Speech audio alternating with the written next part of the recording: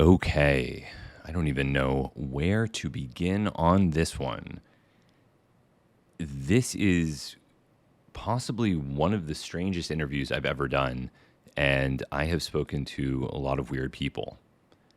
Normally, when I do interviews for this podcast, I have some degree of familiarity with the subject matter, and I can make an informed assessment about whether or not somebody is reliable or trustworthy. So in pretty much every chemistry interview I've ever released, I've felt confident that the chemistry being described was real.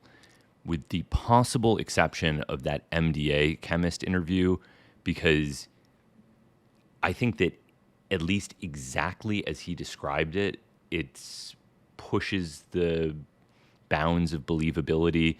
But if you adjust for the possibility of him exaggerating the quantities a bit, which is really not that surprising. People routinely exaggerate the quantities of drugs they use or make or sell or whatever. It's just such an odd idea to make up a story about purifying one enantiomer of MDA and it having vastly superior effects. And it's especially odd because that is aligned with what I have heard from people that have used Enantiopure S MDA. Specifically, I heard from David E. Nichols that it was an extraordinary experience. So aspects of that, I don't really know what to say about it, but I think that there's got to be at least some truth there. Otherwise, I wouldn't have even released it. Although I guess whatever the case may be, it is a indisputably interesting story. In this interview with D.C.A. Hillman, I have no idea. I don't even know what to say about so much of this. It's absolutely fascinating, but I simply lack the personal expertise to make an informed assessment of virtually everything that he told me. I'm unable to read these ancient Greek texts. I am not a theologian. I am not a linguist. I am not a philologist. I am not a expert on really any of the things that he talks about other than drugs. And so basically I have to resort to one of my least favorite things, which is blind, uninformed credentialism. D.C.A. Hillman does have a master's degree in bacteriology and a master's degree in classics and a Ph.D. in classics from the University of Wisconsin. He is a credentialed, academically published scholar. He is a person who has the credentials, and that's pretty much all I can say, right? And I hate being that person. Whenever I hear somebody say, like, I heard that,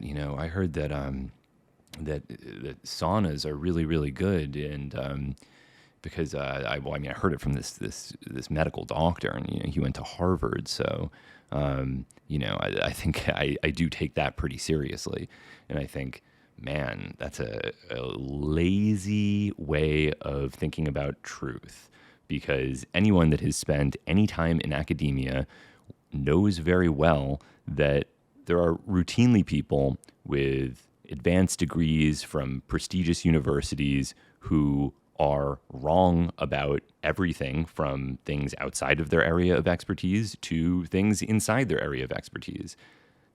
And often when people feel the need to fall back on their credentials instead of evidence, that's a sign that they don't really know what they're talking about. There's a biochemist who has a great YouTube channel called Debunk the Funk, who I want to interview on this podcast. At some point, he agreed to do an interview, and he does a lot of conversations with COVID deniers and anti-vaxxers and tries to have these scientific conversations with them. He also does a lot of critical assessment of various public figures talking about vaccine-related issues.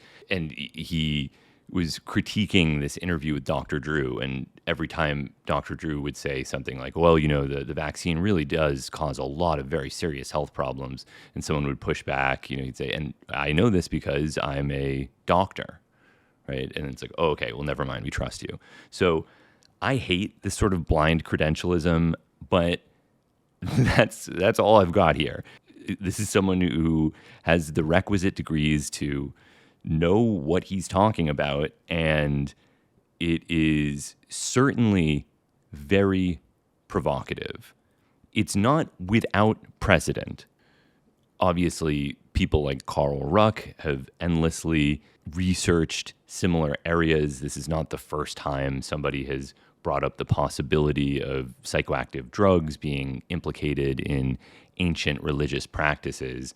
But this gets into some pretty weird territory. But even in the very, very weird territory, like the naked fugitive story from the Gospel of Mark, the idea that the nude boy who was with Jesus was a sex worker has been advanced by none other than Jeremy Bentham, the English philosopher of panopticon fame. So some of these ideas do have historical precedent. They're not completely wacky, but they definitely are out there. Out there enough that I put on headphones to even listen to parts of this because I was concerned about what my neighbors might hear because it's really something else. A lot of this conversation concerns an idea that I've found very interesting for almost as long as I've researched drugs, which is extracting drugs or processing drugs through animals. And it sounds very strange, but we know that it has happened in the past and continues to happen today. Human chorionic gonadotrophin has been extracted from the urine of pregnant women and used as a pharmaceutical. Obviously, vaccines are routinely processed through living organisms. There's the age-old practice of tinkle tweaking, which is really more recycling used methamphetamine that has been excreted in urine. It's a efficient way to recapture some excreted methamphetamine that is actually done. I wrote an article about it years ago that I'll attach here. And there's the ideas about muscimol urine and even an especially bizarre idea that was presented in the early 1980s, which is that some Mesoamerican cultures might have even used ducks to process toads and then ate the ducks to, I guess, partially detoxify and enhance the hallucinogenic properties of the toad. This is very much hypothetical and has not been validated in any way, but there's actually a great paper written about it that I'll attach to this. And then there's the Shulgin idea of metabolic conversion of phenylpropenes to their respective amphetamines, which has never been demonstrated in humans. So yeah, there's a lot of related material. I'm not going to give it away, but the things that D.C.A. Hillman is suggesting are even stranger and more extreme, almost entering a sort of QAnon/Pizzagate territory, a biblical predecessor to Pizzagate. So yeah, a lot of our discussion revolves around some kind of contemporary scientific analysis of these ancient practices and whether or not that is possible. And we kind of go back and forth about this.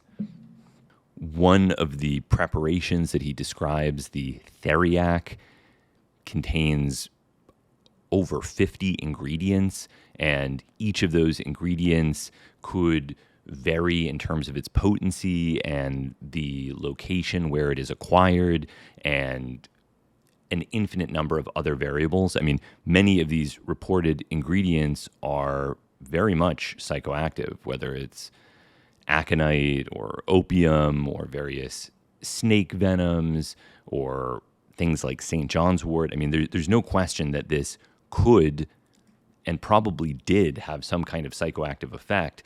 The question is just what exactly was going on, and was there a true synergy? Was this greater than the sum of its parts? And I mean, I think it would be, I think it would certainly be interesting to study a lot of these things. So D.C.A. Hillman has not sent me some of his translations, but I'll link to his YouTube and I will update this post with any documents that he sends me. And thanks again to all of the patrons, because you better believe that this is the type of conversation that if I tried to release this on YouTube, not only would I get demonetized, it might be a channel strike. This is some pretty wild stuff.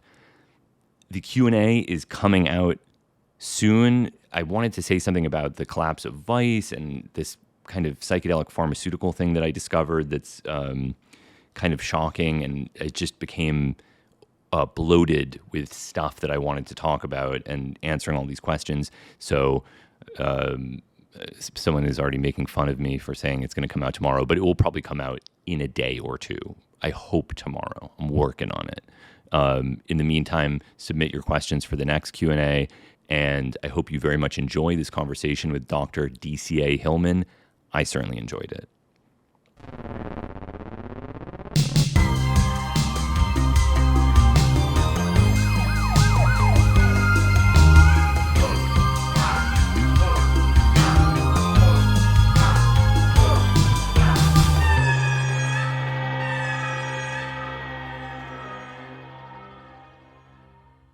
Soren bought some ketamine from a dealer. This is some crazy shit.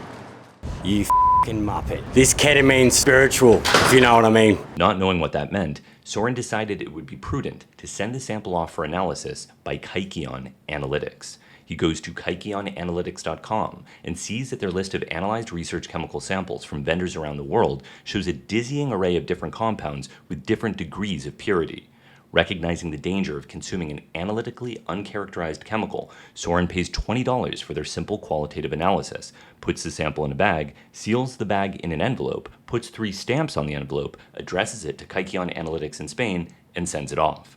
7 days after receiving the sample, Soren received his results, and now, thanks to Kykeon, he's able to proceed, illuminated by the understanding that chemical analysis affords. And you can do the same. Go to kykeonanalytics.com. It's quite an honor to be able to talk with you. I've got the dope that I think you're really going to love.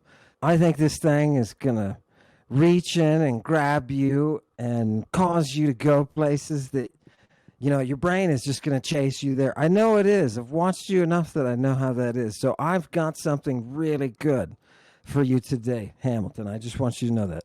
Okay, good. But yeah, so I read a review copy of The Chemical Muse years ago, and I really loved it. I thought it was an amazing book, and I was so excited to hear that you're working on something new. And this is an area of drug history where I know relatively little. I've always been a little bit hesitant about any kind of ancient use of psychoactive substances. And one of the major reasons is I lack the ability to translate the primary texts. And so it just always felt like something that was beyond my reach. But I'd love to hear about the history of the research that you've done in this area, but also your new work. I don't know if you want to start at the beginning or what your priority is. Why don't I start with my dissertation? The committee that I worked with at University of Wisconsin told me, we're going to go ahead and pass you on this dissertation, but you've got to scrub any of the references to recreational drugs, and you've got to take out the chapter that deals with those. And I did what I had to. I took it out and I sent it to St. Martin's Press, and they published it. That was The Chemical Muse. At the time in classics, nobody was studying this. There were a couple of professors that were old history of medicine professors, but no classicists were taking this serious. And that's where you have to go. Just like you said, Hamilton, it's the classicists who have the access to the language. And that language is our hardcore evidence, right? That is everything. Those sources are everything. I can tell you what they're going to find in the hair of those people off the coast of Spain they just found from that dig. And it's going to be these drugs that are in the text. So nobody was reading these things. So I started to, and my God, Hamilton, it just sucked me in. And I've brought to you today the Theriac. I've brought to you the formula, and get this, an encoded formula that matches it. This is a multi-drug component that we add to another multi-drug component. And from that, we get to a place of complete health, mentally and spiritually. It's fantastic work. Mark Aurelius was on it. Well, I'm very curious about that. Do you want to jump right into the Theriac, or do you want to? Because I'm sort of curious more about how you got into this, what led you to the realization that psychoactive substances had this significance historically that was not being acknowledged by other scholars or was even being suppressed. Like, what was it that you had found that your Yeah. committee was discouraging you from writing about? And what was your interest before you found these things? So my committee um, was interested in the fact that I was talking about recreational drugs in a dissertation on Roman pharmacy. So the head of the department told me the Romans just wouldn't do such a thing. And what that showed me at the time was she didn't understand because they're not exposed to these texts. She didn't understand there is no divide between the religion and the medicine, that those are happening together.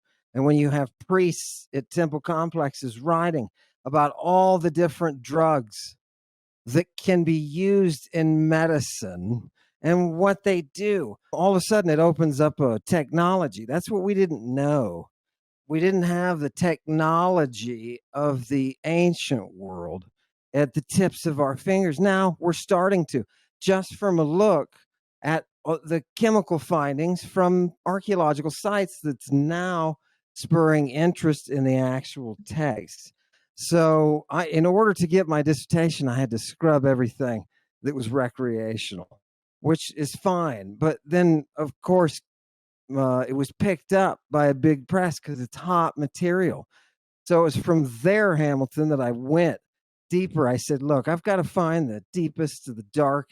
I've got to find these drugs. I got to find which ones they're using, how they're using them. I want to know. And that led me over a period of years right into mystery religions and cults, right? You know how that is. You're going to go right into that group anthropologically. So that's what I'm doing with the text. And there's a whole bunch that nobody's ever translated, right? Classicists have been, it's not that they're derelict in their duty, it's that they've just been plain lazy. And we have all of these medical texts that are out there that we don't want to translate. So I found, though, in working on these texts in my graduate years, I found that I couldn't do it without the hard sciences, right? There's too much going on. I can't tell you which plague this is and what kind of pathogen this is if I don't have some virology and microbiology. So I was getting a bacteriology degree at the same time as I was doing my classics Ph.D. in order to understand what Galen was talking about. It's very, the technical language of ancient Greek is so profoundly off the charts. People think all languages are created equal. They're not. They're not. Ancient Greek is a behemoth that has a power to go beyond what its neighbor, that Latin, oh my God, those hut dwelling Romans. My God, man, are you kidding? It was the Greeks who took them their alphabet. Yeah, it was a Greek woman. Isn't that nice? Nobody ever points that out. But these are all cult figures in the midst of the practice of the ancient mysteries. And that's the real connection to the drug use and the junction of drugs and medicine. Galen can tell you at the same time, look, hey, we've got Nero's physician. And Galen's writing in like 180s, 190s, and he's talking about Nero back in the first. he says, look, Nero's physician has this formula for this Theriac, and has to go into the discussion of what the Theriac does. Long and short, everybody starts noticing that Marcus Aurelius is looking good. He looks younger than he did last time I saw him. He looks younger. What's going on? Right? He's using a Theriac. He's using a drug combo that is full of the most incredibly varied group of plants and animals that you've seen. Bunch of toxins. I mean, I know you've been there, Hamilton. That's why I was so looking forward to this interview, because you've been there. You're out there. You know what I'm talking about with these religious ceremonies. That's what I dove into.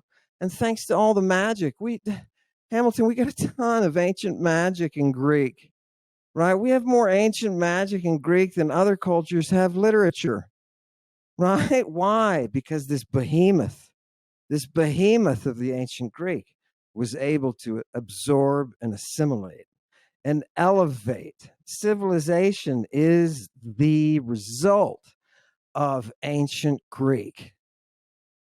These days, alternative cannabinoids or altnoids have become increasingly popular. You may have heard about THCP or THCV, but have you heard of THCB? The butyl. Over 86% pure THCB isolate. That's impressive.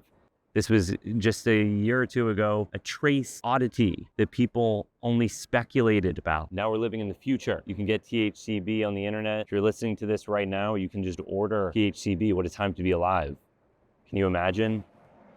You can just order the butyl THCB from canaclear.com. Use the promo code Hamilton. You gotta cherish these moments while they last, because one day you're gonna wake up and the government is gonna have decided to protect you from THCB. They're gonna step in to save you from THCB. Yeah, take that one. Take that one to your homes. This is what classicists are supposed to be guarding, right? But look, they didn't know any of the drugs. Yeah. Well, historically, the people that have promoted ideas that are similar to this, people like John Allegro or Carl Ruck, have been met similarly with a lot of objection. And at least in the case of Allegro, maybe you would know better than me, it seems like the objections are potentially valid. With Carl Ruck and the idea that ergot was crucial to the mysteries, the issue that I encountered with that, and I think that many people have encountered, is that it doesn't seem that there's any way to prepare ergot to produce an LSD like visionary experience. You know, there's an enormous number of people that get ergotism, there's convulsions, there's gangrene, there might be some kind of hallucinations, but it doesn't seem to be comparable to LSD. And so there's this question of, okay, if this was a central practice in this ancient religion, why can't we reproduce it? What is missing? Yeah. I met Carl Ruck after I published The Chemical Muse. I didn't know him beforehand. That's how shunned he was in classics. And somebody told me, we're going to send this to experts, boom, send it out to him. And he read it and he was like, this is fantastic, right? So I don't know who Allegro was. And to be honest, I don't care. What I am interested in, and the angle that I come from, is from the language and the science. And that's why Dr. Ruck, who is a phenomenal philologist, most amazing classical philologist I've ever worked with by far. Okay, this guy is skilled. That's what I respect him for, not because he knew Hoffman and Allegro and all that kind of stuff. I respect him for his skill. And he is skilled with these texts. Now, the thing that he liked about me was that I was bringing the medical perspective, right? You're talking about one drug. When you go back to Eleusis and you're talking about the cocaine and you're saying, oh God, was it the LSD? You're talking about one drug. One drug. Do you know the places I've been in the texts and the things that I've seen? We are talking about compounds with 58 different plants and animal species that are being given to you to balance something called the Black Death. And you know what the Black Death has in it? First ingredient, opium. Second ingredient, aconite. Third ingredient, henbane. Fourth ingredient, hemlock. And then there are 9 different venoms. Venoms, yes, venoms. Some scorpion as well. You got to have your scorpion in there, right? And then you mix this stuff all up and you process it. You got to do it very carefully, because if you miss one step, the whole thing will be ruined. Your whole batch is ruined, right? And what do you do with this stuff? Well, you can fumigate it. You can huff it. They put it into pastille form. What do you do with pastilles? They're little pellets. They used to call them pebbles, right? Pebbles. And they would take these little pastilles and you can burn them, or you can dissolve them in your wine, or because, some things don't work that way, or you can put them onto a and apply it rectally or vaginally. Those are 2 medical routes in antiquity. Did you know that? We're talking about one drug at Eleusis. Did you know the cocaine is an ingredient in a much larger drug that was being used by Nero as he went out at night and beat people up in the street because of his thirst for flesh and blood, right? Wait. There's what was one ingredient the in the larger drug? combo of this thing called the cocaine. I'm sorry. The thing that we're talking about at Eleusis that they take that could have that purple rot in it that brings you the visions, that you're talking about, that's one ingredient in a formula that Nero's using that's way bigger, right? And it's not just one. It's 2 drugs, essentially. It's 2 compounds. One is the Black Death, and the other is called the Beast, right? The Theriac. And when you combine the two can get you to a place where not only do you physically grow better, but you seem to be more intelligent, and you don't have those problems like melancholia, that depression thing. That's curable, right? This is Galen. Who's the most scientific SOB in the ancient world. This is good stuff. People need to pay attention to this. But look, the whole point is to put you into a death and resurrection. And why are they putting you into a death and resurrection? Because they're going to shoot you to the other side. You're going to be able to see what it is. And when you come back, you're not going to have the anxiety that you used to, because you're going to see. Your eyes are going to be opened. That's the kind of stuff that you've been talking about. Christing. Did you know Christing is a pharmacological term from antiquity? I did Yeah, not. I What thought does it Christ mean? was the name of the king. Yeah, no, it means to apply a drug on the surface of something else. So they would use it for eyes. You put the burning purple in your eyes, right? And this burning purple, it's based in an aerotoxin. I told you there was aconite. This is stuff that's coming, Hamilton, from the Black Sea. Okay. So these are aerotoxins. These are aerotoxins that the tribes of Scythians that have been there for thousands of years, those people, and the Pelasgians, the ancestors of the Greeks who settled in Thessaly, horse cultures. These were arrow-using horse cultures. And, Galen is from Pergamum, so he's a little bit, he's aware of the culture of the arrow poison. This stuff will open your eyes. You can use it on an arrow to turn somebody to stone, right? Turn somebody to stone. Or They've got ones that'll make you act nuts, psychotic, right? They're using all of these psychosis inducers that have scopolamine and hyoscyamine, right? So, and on top of it, by the way, you know what else is in your juice? Spanish fly is in your juice. They're using Spanish fly to make satyrs, Hamilton. Satyrs. Do you understand what a satyr is? It's a person in a state of complete and total fright and sexual frenzy. Isn't that weird? It's a panic sexual frenzy where you have an action because the Spanish fly they're giving you. It's part of the rite.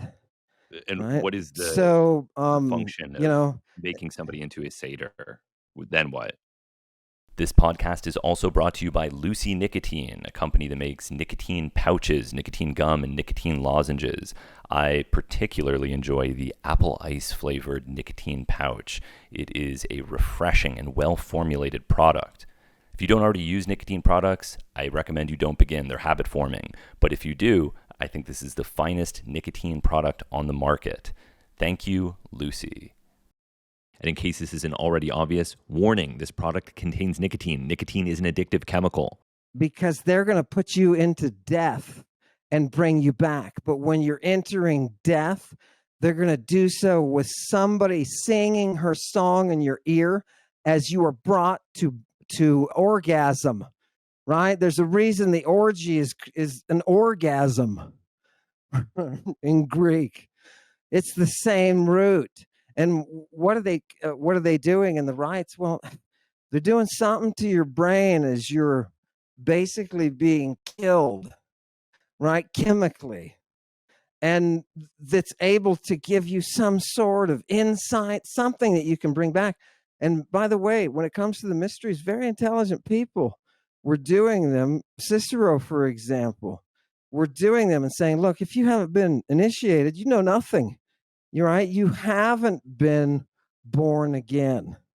You haven't come to life again, right? Having come back from this death.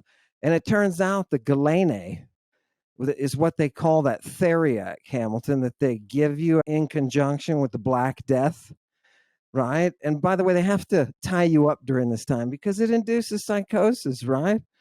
So, but that panic is absolutely necessary for the experience.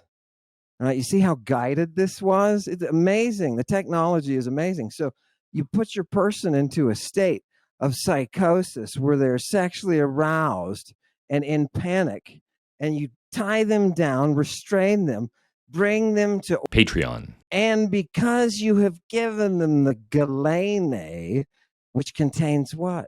Contains the milk of that Medusa. You're like, huh? Yeah. They're using the milk of prepubescent milking medusae. Oh my God. Remember, they carry the poison in their hair. That stuff will turn you to stone.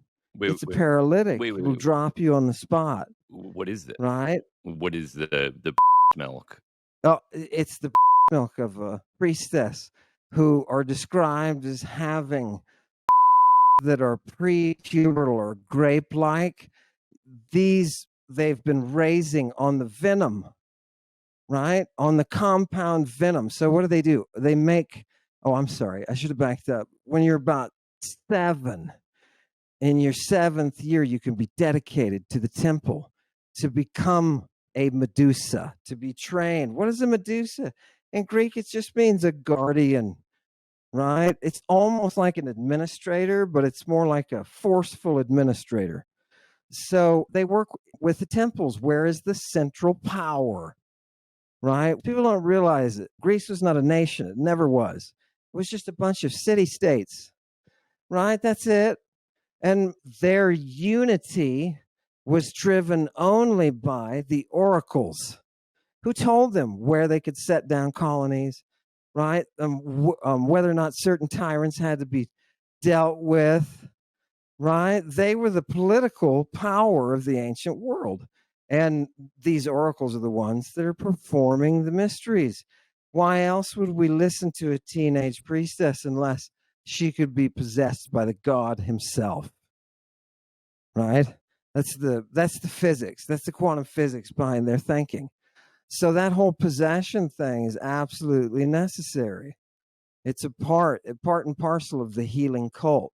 So they're using milk from these priestesses who have been under the chronic application of a compound that contains, we know, viper venom, and that viper venom, now we know, kicks in prolactin production and activates basically your circuit for lactation.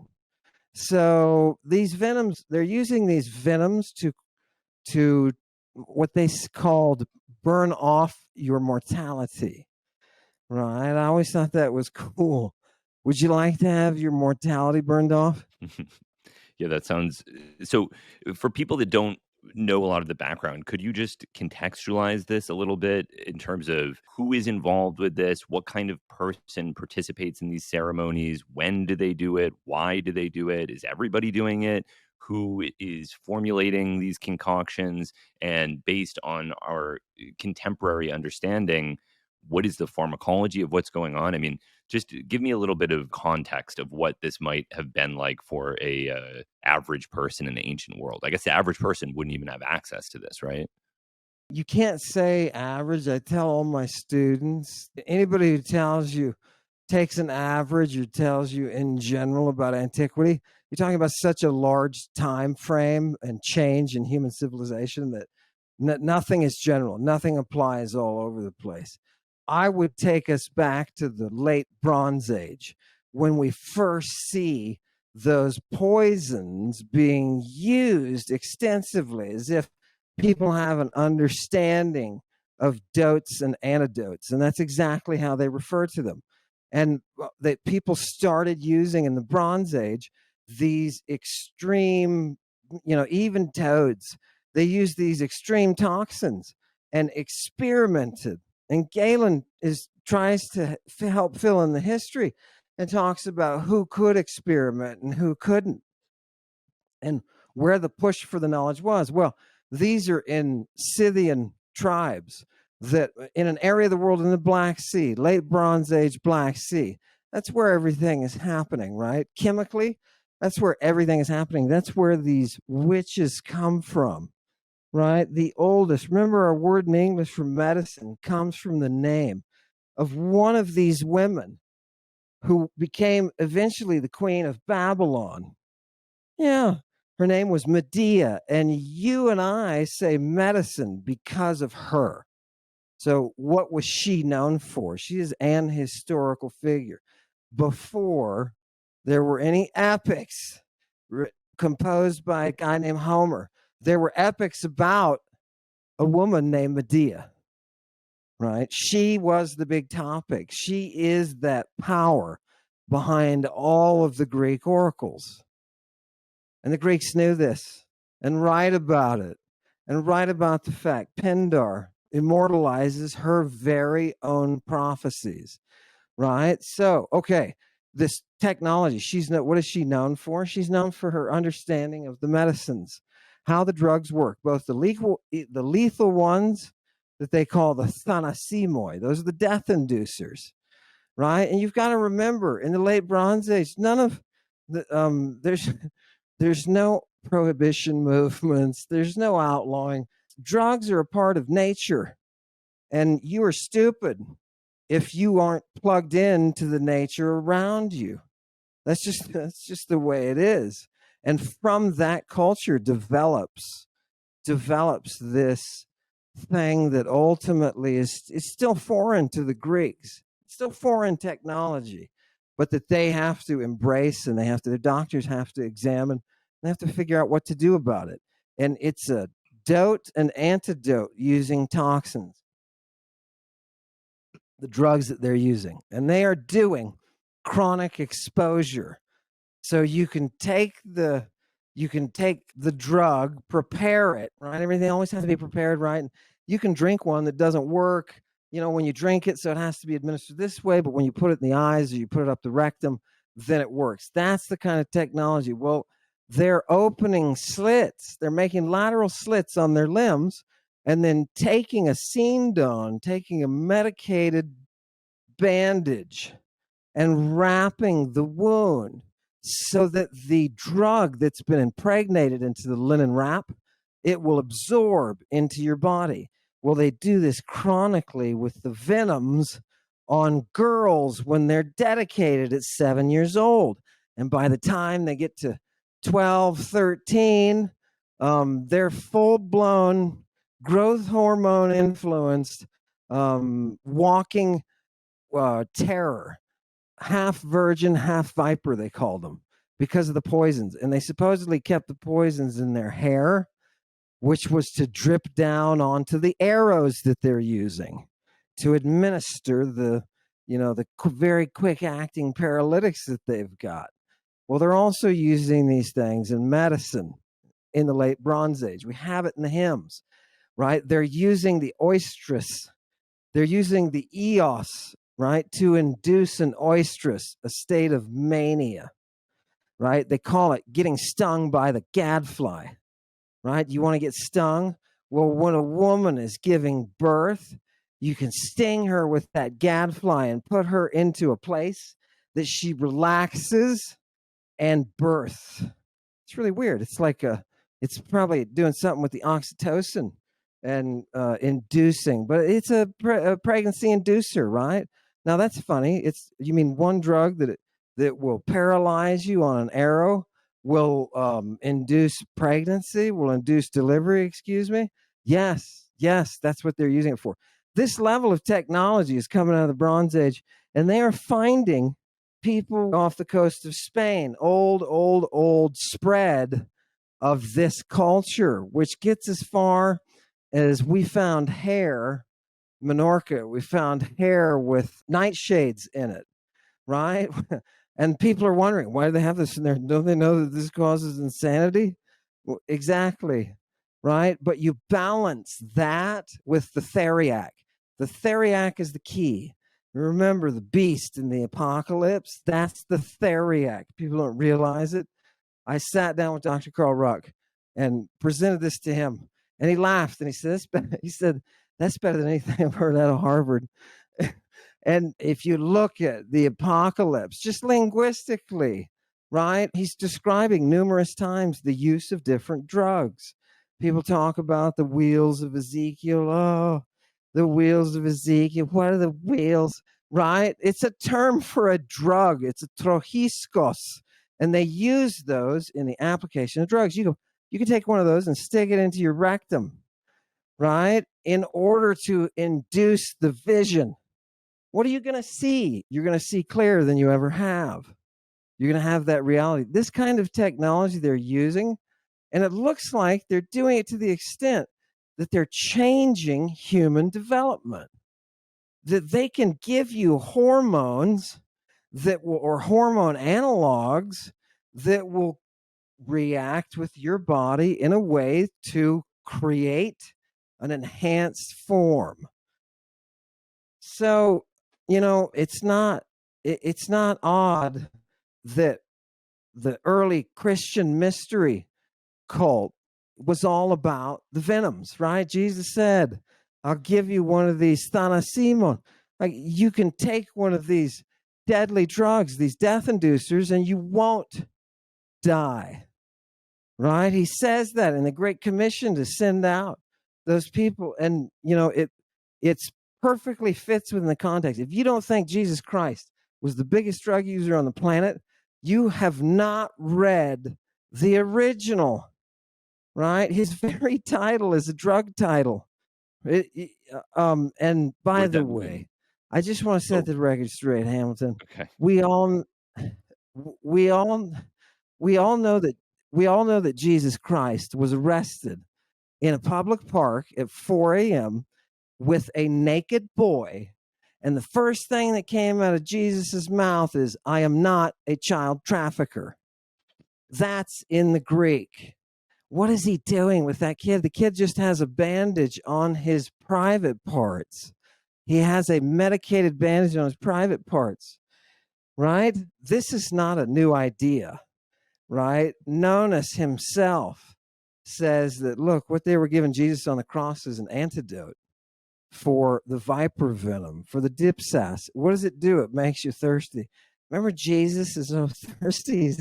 Oh, God, he's hanging there and he's like, oh, I'm so thirsty, right? Well, Nonus says that. By the way, he says you can look up that recipe for that antidote that they were trying to give Jesus because of the drugs that he was on when he was arrested in a public park with a naked kid.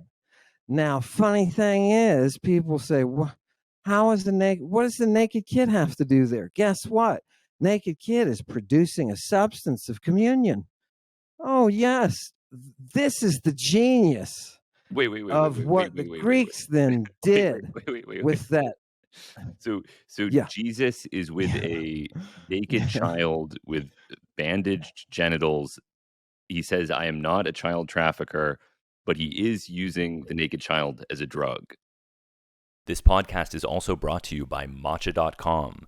Grab a traditional matcha bowl or your favorite mug and enjoy a hot cup of matcha first thing in the morning. I don't drink coffee, but I think matcha is a wonderful way to start the day. It contains L-theanine, it contains caffeine, which is what I'm most interested in, and it has all sorts of purported health benefits. Matcha.com was founded by psychedelic pioneer Dr. Andrew Weil. All of their matcha is imported from Japan and third-party tested for heavy metals. It's delicious, probably healthy, and certainly stimulating. So enjoy a cup of matcha from matcha.com.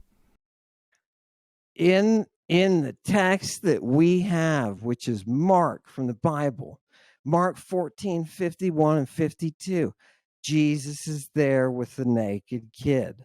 And the first thing that he says a few verses later, as the Roman squad comes to arrest him, is, hey, hey, hey. He says, hey, hey, hey, I am not a laestes. And laestes is the word for child trafficker. Now, that naked kid, according to the Bible, ran off, and the guards didn't catch him, but they caught Jesus. And the bandage, for some reason, they had the detail that the bandage fell off the kid's hoo-hoo as he ran away. Now, interestingly enough, the Greeks had taken the knowledge from the Bronze Age and had started to work on it, pioneer it, right? Just like they did the Greek fire that Medea produced, right? She produced a napalm, right? I mean, I don't know. Maybe you can tell me, Hamilton, why. I mean, you're a chemist, man. Why would you add some kind of petroleum product to your Theriac? Why would you have black pitch, right? And they got it from Judea. Why would you have black pitch as part of your recipe To for your extract Theriac to that you're extract going a to be nonpolar using? substance. Things like that, I don't get. Well, to extract a nonpolar substance, maybe. So you're just setting up the environment, basically. It's not that it's doing anything in your system. You're just enabling for the extraction of other. That's genius. See, I knew you would run with it. What if I can get you this formula? And, what if you could, maybe figure out what is going on with it? Would that interest you? And I mean, I know that you're always wanting to take it to the lab. That's the ultimate challenge with this historical info, Of course, is I'm taking interested. it to the lab Of course, yeah. and But getting it, I don't know. yeah, I'm interested. But let's talk about it now. So what's going on? What are these ingredients? Okay, so on the side of the Black Death, we've got all the ones that induce that frenzy, induce the mania, right? The nightshades, all of those. We've got the aphrodisiac on board, and we've got things like aconite, which I can't figure out.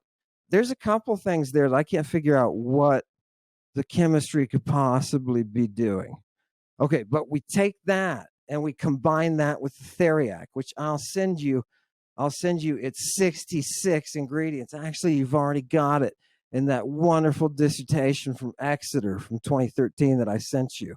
Yeah. Kudos for such good work on Galen. It's a work on Galen and the Theriac that he wrote to Piso, who is a bigwig aristocrat. You know what I mean? He's part of the group. So you asked who's doing this, by the way. We do have it kept in certain families. For example, Julius Caesar, Nero, and Marcus Aurelius, right? They're all doing the same thing. They're following, and supposedly their whole imperial household is. At least that's what Galen says, right? And Galen's getting worried because Marcus Aurelius's dosage of opium doesn't seem to be doing what it's supposed to be doing. So he's got to keep upping that, right? So anyway, we move on to the Theriac that we make, that compound formula. And listen, there are explicit instructions for how to make it that I know if you read Hamilton, because you're a chemist, you would appreciate exactly like you just did. You would appreciate what the hell is going on chemically. That's really what, that's what we need. I know that the hyoscyamine can make you nuts. It's a psychosis inducer. Yeah, and I mean, But and aconite. what is the combo of I mean, the aconite, it contains aconitine, and that's a pretty well-known toxin that has well-studied biological effects. It's at high doses will suppress respiration. So yeah, I mean, it's a very active substance pharmacologically. Yeah. And it's also classified, isn't it classified as neurotoxin technically? It's definitely a Yeah. neurotoxin. Yeah, Yeah. Slows the heart.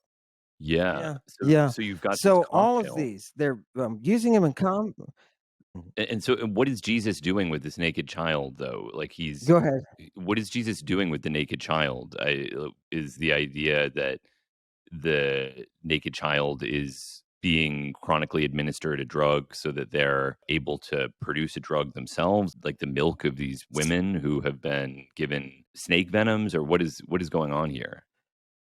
Yeah, that's the great question, right? What is he doing? So, from the evidence that we have from the text, from the Bible itself, we have that boy there with the rap, and we have Jesus saying he's not involved as a lay stace, right? So that puts him in a central position. If he's ever used the title of Christ, you know why. It puts him in the central position of harvesting that galene, right? And where can you get? Thanks to Galen, we know that you can get the galene from a prepubertal boy or a prepubertal girl. The boy is through his and that is not cloudy. I thought that was interesting when I first read it. I mean, okay, it kind of makes sense, right? There's going to be no yet, right? But, and this is the genius of Greek medicine. What they did is they made a form of polypharmacy where the person becomes not the thing you're treating, but the thing that treats, that becomes the origin of the water of life. You can create out of a person a drug manufacturer. And that's what they're doing. And for example, Medea takes her drug that she uses on Jason from her right? There's a reason that we have the orgasm and the singing, right? There's a reason, because the human body, it turns out, can produce drugs. And for some reason, and I talked to a toxinologist in Australia about this. What could it be? It could be antibodies in the milk. We don't know. It's complex. Essentially, the answer I get, and I get this answer, Hamilton, all the time from the scientific community. It's too complex. It's too complex. There's too many factors involved. So isn't there some kind of AI? It's got to be either you and your genius, or it's got to be some AI that figures out how all of this stuff is working. Can you take a human being and put them into a space that is elevated, that all of a sudden is there a reason Marcus Aurelius is writing what he's writing?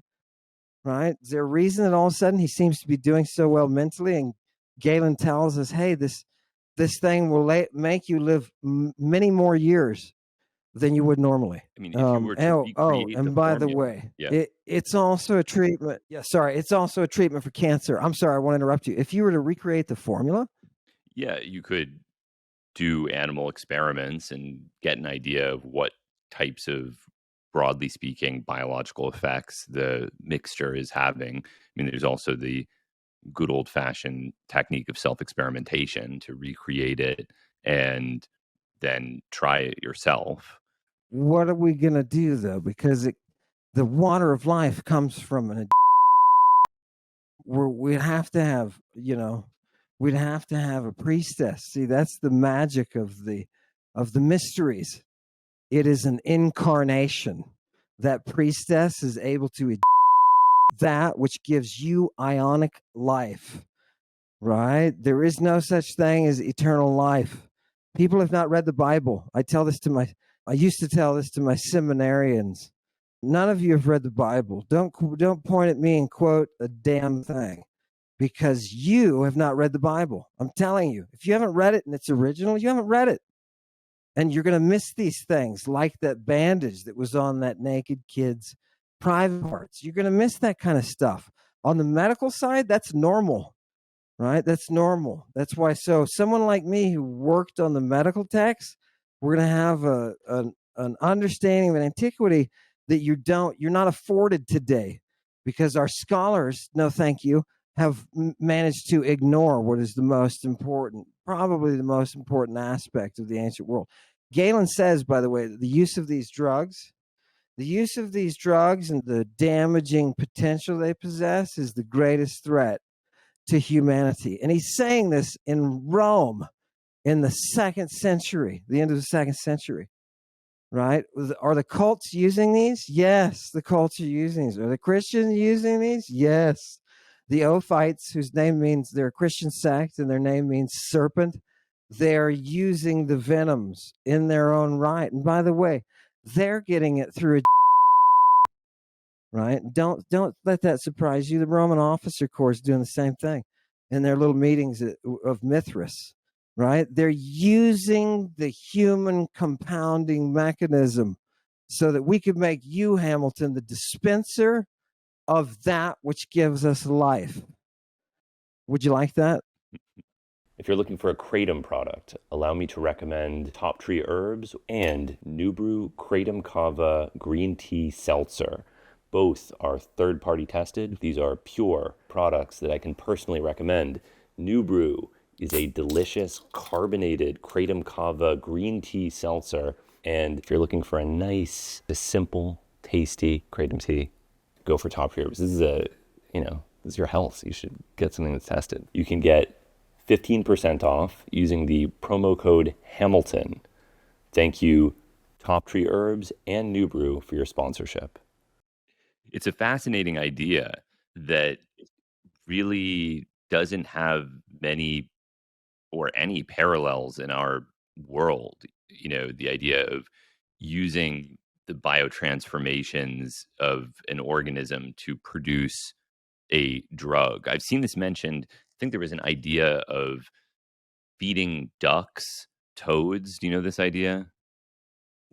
No, I don't recognize that one, but yeah. Or licking toad bottom. You can lick a toad bottom and get the same thing in a person. No, I didn't know that. But That's yeah, a medieval. And when you enter the church, right? When you enter the church, there's that giant toad there, and everybody kisses his bottom, right? I'm assuming in doing that they're using the toad that we find in the Theriac much earlier on. But yeah, they talk about the toad. I was just trying. That was the most intelligent thing I've heard in months that you just said. I am so glad that you see it. Do you see that real potential there? I certainly see the potential, and I've seen it discussed in ancient Mesoamerican contexts that you could feed toads to ducks and then use the ducks as a means of processing the venom, and then the drug becomes the duck.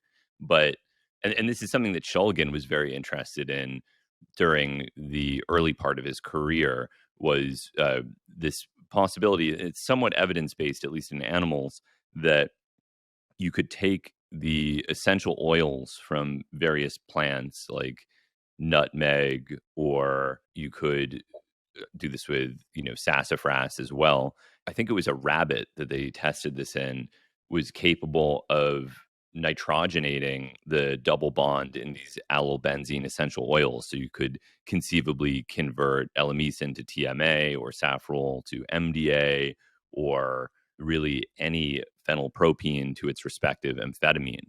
And the idea was similar. What if you could harness metabolic biotransformations of plant compounds to produce drugs, to use them as sort of prodrugs? And it was never demonstrated in humans. I think that it there isn't evidence that this sort of transformation occurs in humans, but the idea is very provocative, and I'm sure there are many instances of such things at least being hypothetically possible. It makes me wonder if you'd have to work on the chemistry within the context of the biochemistry. It's like even they do it even down to the level of, look, is you're killing somebody, and this includes a newborn baby, which they're doing, or if you're killing the one that your group is going to consume the blood of and the flesh of, then that person has to be in a state of panic, has to be put through certain situations so that they, are able to produce something that you absorb through the blood, and that this satiates that funny desire that everybody who's on the Theriac combo with the Black Death gets. And that is that extreme hunger for blood and for slaughter.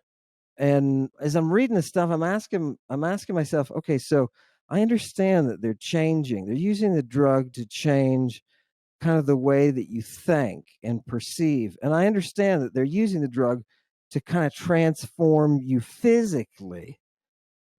Where is it that we get that perfect balance where the Black Death and the Theriac come together and make that child of God, they call them?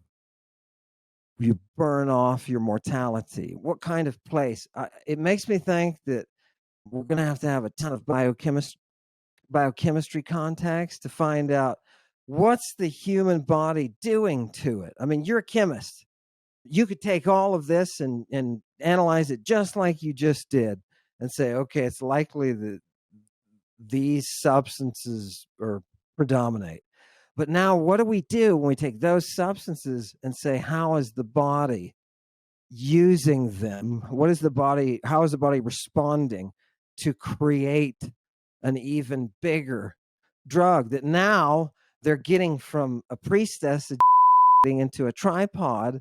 And by the way, they follow this into the Middle Ages. The Satanists and witches do this in the Middle Ages. She had, after having with a drug covered, and then the congregation, they take that, they wash it off carefully, and they take that and they prepare it as a communion drink, right? It is her fire that she is giving you directly. And by the way, that stuff will put you down, right? So what I'm wondering is, how, Hamilton, is it possible to take it to the level of figuring out what it's doing in the human body and then what we could benefit from that medically? It's definitely possible, but the issue is that the preparation seems to involve so many bizarre and unethical ingredients that it would be a enormous challenge to produce what. So these things contain of prepubescent boys and milk of prepubescent girls. That's a necessary ingredient in these concoctions. Correct. So Correct. In the that's gonna be a problem. Galene, right? So, yeah. Yeah. Well, now you know why Jesus felt the way that he did. That was obviously a problem for the traffickers at the time, but that's why they were using those children. So you asked me, what is Jesus doing in a public park at 4 a.m. with a naked boy? He's gleaning the substances he needs for the cup of God that he's just been talking about taking. as the Christos, right? People, has anybody ever seen? I love this, Hamilton. Has anybody ever noticed that the apostles are all teenagers?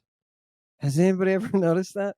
That when Jesus is in an upper room and he gets naked, he's there with a group of teenagers that he gives substances to as his body and blood, right? It's the and apparently some of the antidotes that he needed he didn't get, so they were trying to give him. Yeah, well, it's a strange world. When you look at the chemistry of antiquity, it's a strange world. There's a lot more interaction with these things. So I wanted to ask you, despite the fact that these things are unethical, could we get, go around it, but like doing it with an AI? Could we, simulate? Can this stuff be, mathematically crunched down to one equation that we can run? And who knows, cure cancer? Maybe, maybe they weren't full of it. Maybe they were being real when they said, hey, this stuff kills cancer. Yeah. Yes, certainly not now. In 10 years, who knows, modeling the complexity of biological systems and drug metabolism, especially polydrug interactions, is simply not something that could be done with a mixture of this complexity. So I would say not now, but one day maybe. I mean, one thing that strikes me about all of this is that it has a eerie resemblance to the sort of contemporary Pizzagate conspiracy theories that Hillary Clinton and the Clinton Foundation are trafficking children to use them as drugs. And I think one reason that people were attracted to these conspiracy theories is there was something so outlandish and bizarre and impossible about it. But to hear you describe something so similar in the ancient world is pretty funny. And I don't doubt for a moment that when this interview is released, some people will see it as a validation or a confirmation of their conspiracy theories. Is that something that you've considered? You know what? The first time somebody tried to validate with me, that's when I realized, oh man, this is gonna pull in some craziness, right? Yeah. Now, the place that I like to be is, what's the evidence? Right. And just recently on Lady Babylon, I just pulled out the Greek text. All I do is I pull out with my audience, I pull out the Greek text and I show them the Greek text, and we do translations and show them great stuff. And one of the episodes we did was of a Christian cult, a Christian Gnostic leaning cult that was artificially inseminating and then using fresh born babies to reap a drug, right? You make very specific cuts into the child in specific places and you bleed them, right? You bleed them and then you use that in your communion. So we know the Christians, this is the irony, isn't it? The Christians are doing the baby harvesting a lot earlier. And I don't know what it is. And they say very specifically that you have to get this child within right away, right after it's delivered. Right. And you're going to be using, it's very specific. It says you're going to be using this later, right, as part of the main communion. So, yeah, the Christians are harvesting those fetuses because, we've known for a long time that you can take a fetus that's grown under very specific circumstances and you can use it for what, you and I would call unethical purposes. But these people also, right? The same people are taking their newborns out to the streams in their communities and submerging them in the freezing water, pulling them up, letting them sit there in that freezing water. And the ones that don't make it, that die, those were not meant to continue on, right? I didn't know These are that. tough people. We also eat male babies if we're, yeah, Sorry, I'm yeah, we unfamiliar with eat this male practice. babies, right? If Who did this? What was this? Was a widespread practice, or what are you describing right now? so the tribes that are coming up with the aerotoxins, the eos, what the Greeks call the eos. The tribes that are coming up with that, those Black Sea Scythians, those people have groups that do things like they colonize, but they are marauders, and the women cannot marry until they kill 3 men in a raid. Right? It's just the way it is. Some of these groups splinter off, and they've got one in Spain that has these Scythian roots. And what do?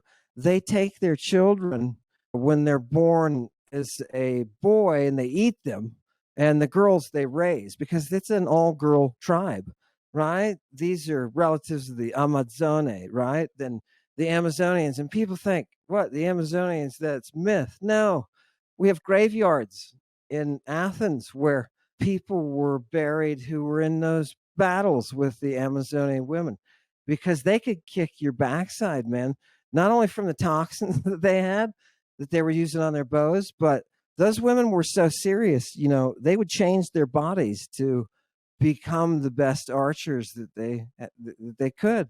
And when the Romans finally run up against the Parthians, they can't deal with the horse archery with the toxic arrows. That's in the east, right? This is the Romans. And they can't deal with the horse arrow toxins. They just can't do it. So it's a technology that really floated the power of the Bronze Age, that even by the time Jesus is walking around, the Romans are still dealing with the use of these very same drugs within these mysteries to bring death and resurrection. Yeah. And but back to the use of newborns as drugs. I mean, this is a trope that you see in a lot of discussions of witchcraft. Is there evidence that this was actually done? Yeah. Eustathius, for example. Just go to Eustathius, and he shows everything about how this Christian sect, and they're discussing whether or not this is acceptable, right? How that they're using these drugs, and they're creating life from this special technique that you require the most educated priestesses to be involved in. And when they produce the babies, they bleed them. You can check that out, right? But if you want to really look at kids and how, because the problem is we have a different view. We have a different view than much of what you find in antiquity directly through the text. We kind of have a different view of life and conception and all that kind of stuff. When you can hunt your own mates, you don't need feminism. You need drugs. And those drugs will bring you to a place that you can rule the world. And hence the oracles did, right? This power is coming from that. And you can find the baby uses all over the place, right? Remember when, for example, when Medea dedicates her children at the temple, and this is an action that you do whereby the child is fumigated, is purified, right? Once again, it is a religious / medical practice. And Medea loses 2 of her children in this process, being dedicated at the temple of Hera, we're told. So it's kind of a different view of, it doesn't look odd for us to use children as sources of medicines when the standard is nature, right? The standard is survival. The power is in nature. It's not in that monotheism, right? It's not in a Yahoo or Jove. It's not in them. It's in nature, which is behind everything.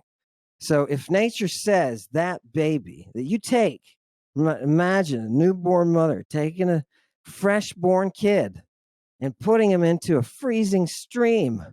And if a kid dies, the kid dies. If he doesn't, congratulations. Nature meant for that child to survive. So it's a kind of a different approach, right, to what a child is. They're doing the same thing with the adults and the production of the drugs in the body. And people don't realize, Carl Ruck knows it. He's written about it. about the use of body fluids. Hamilton, I got to tell you, there's so many body fluids being used. And this whole idea of the consumption of blood, this whole idea of that vampire figure, that's coming straight out, right out of the anthropology of antiquity. It's coming right out of that. And as soon as I saw the Medusae using their toxins from their arrows, it's coming from their hair, I realized, oh man, you can always, if you just follow the drugs, you can always find that base reality. I hope you're wrong and that it doesn't take 10 years. I fear you are because you're smart as hell, right? And I know, okay, fine, another 10 years, but Hamilton, I don't want to wait 10 years if this thing cures cancer. Is there any other way to do this, to solve what is this massive compound? What is it doing for the person? Well, yeah, I mean, the first thing would be reformulating it to the best of your ability. And if certain ingredients cannot be ethically sourced, like, anything involving human production of a substance would probably have to be approximated in some way.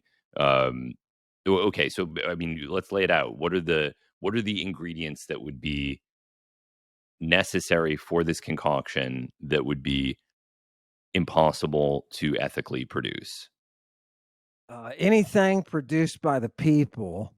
Unfortunately, the cup itself then can't be produced, the communion itself. So in the apocalypse, when the big enemy is revealed to be Lady Babylon, and she has the word mystery written on her forehead, the text says it's the cup of her porneia that is that power, right? That opposes Yahoo, right? Totally opposes that power. And so if we can't have her, if we can't have, it's basically, I see what it is. It comes down to this. If we cannot have an oracular priestess to produce this water of life, we can't have our cure to cancer. She ultimately is the source. That's why they call her the Sotera, the Savior, right? It's older than Jesus's title, right? It's that oldest. It comes from those Orphic hymns of who she is, that Savior, right? So unless we have her, we can't produce the communion. There's no way to get it. And what is it that she is? Can you? What if you could ethically? What is the ingredient that she is producing? This, you say her. What is who- what is this that you're describing? So it's a combination.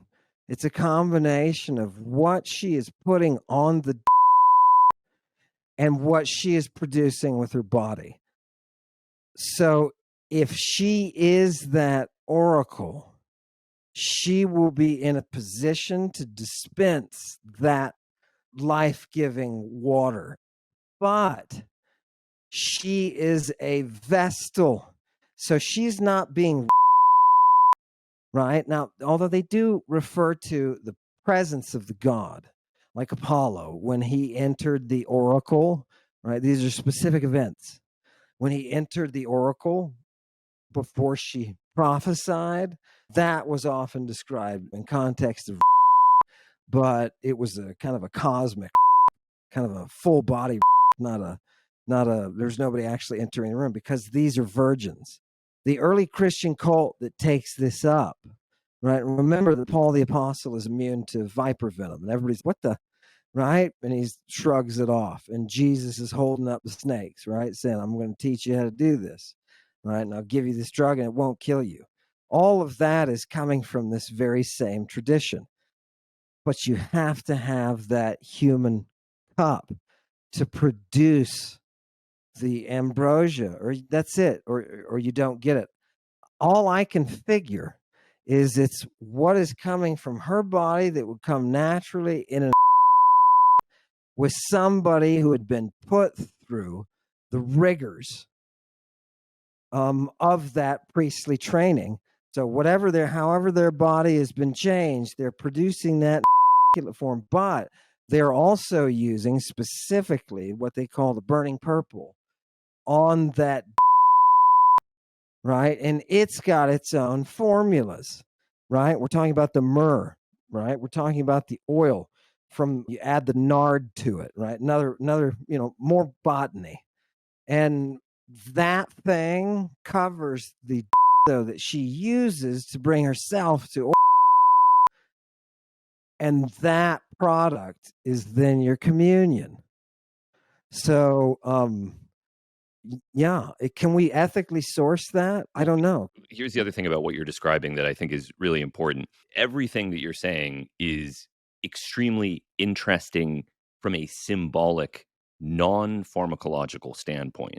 And this is something that I think often gets left out of discussions of pharmacology, but especially when it pertains to religious forms of drug use, it is so crucial to the experience that to neglect to recognize it would be to completely misunderstand the nature of the drug effect. So, for example, when people talk about ibogaine separately from the effect that it has in the Bwiti religion, in Iboga ceremonies in Central West Africa, they're not realizing that there is a component of fasting. They're not realizing that there is animal sacrifice.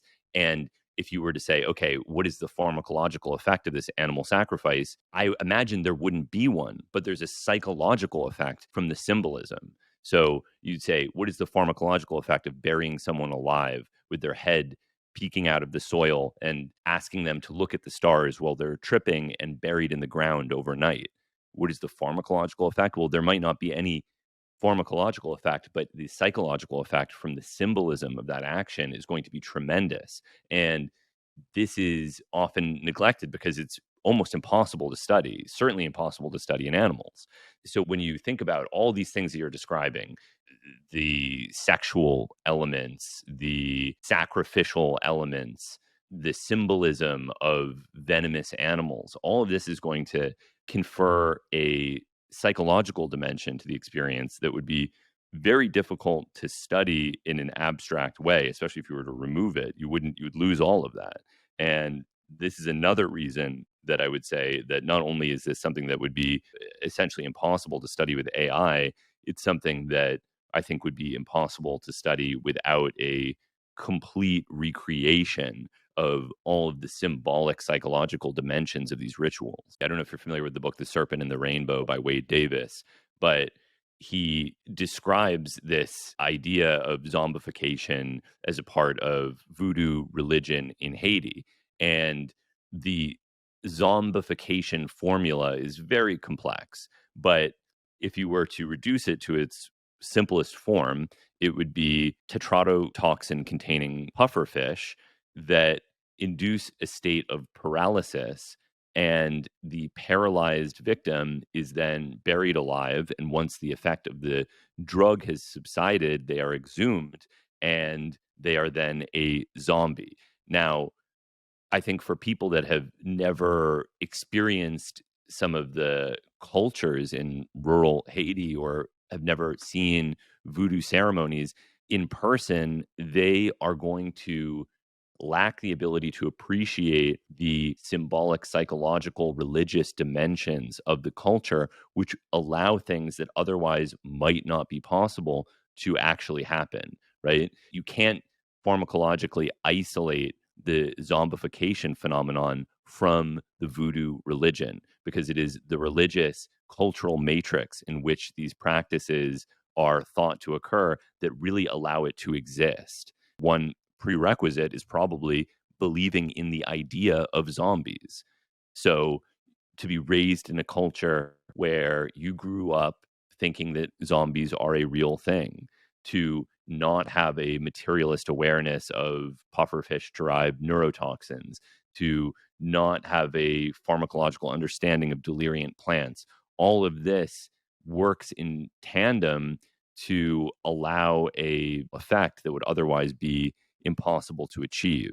Now, there's some debate about whether Wade Davis's hypothetical explanation of zombification in Haiti is correct. It remains very controversial to this day, but I, at the very least, certainly agree with his foundational premise that this is something that cannot be extracted from the historical, cultural, religious matrix in which it occurred.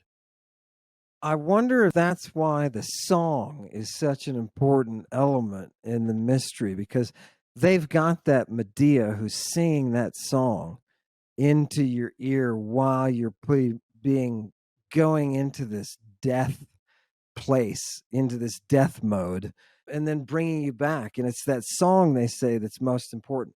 I wonder if that's your psychology, your images that you're sneaking in there. I've, if we had that song, then we'd understand the right even better.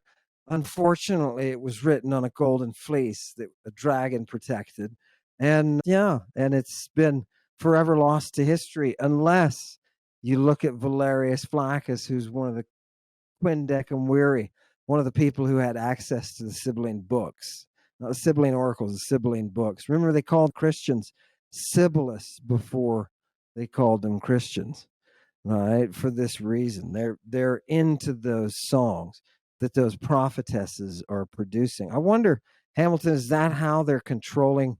You're saying those symbols that are coming through in the right, really, there's no way to measure that effect on the person.